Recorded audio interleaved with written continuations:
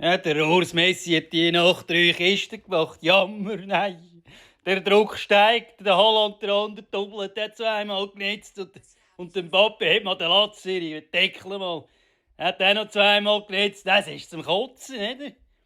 Der Druck steigt. In 2 Stunden muss ich spielen, nicht? Ja, und die Weltmeisterschaft ist natürlich auch nicht da. Die Saudi-Arabien-Liga, oder? Ja, ja, da kann ich nicht mehr den Cool raushängen. Ja, ja.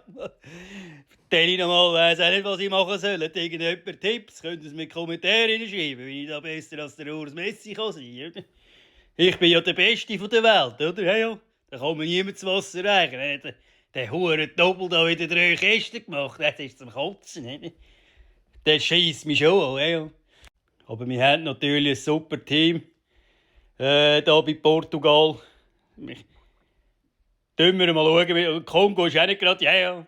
Ja, der wäre schon Topf machen, nicht? Schreibt mal in die Kommentare rein, was ihr denkt, was ich heute mache. Merci vielmals und einen schönen Abend miteinander. Ja, ja.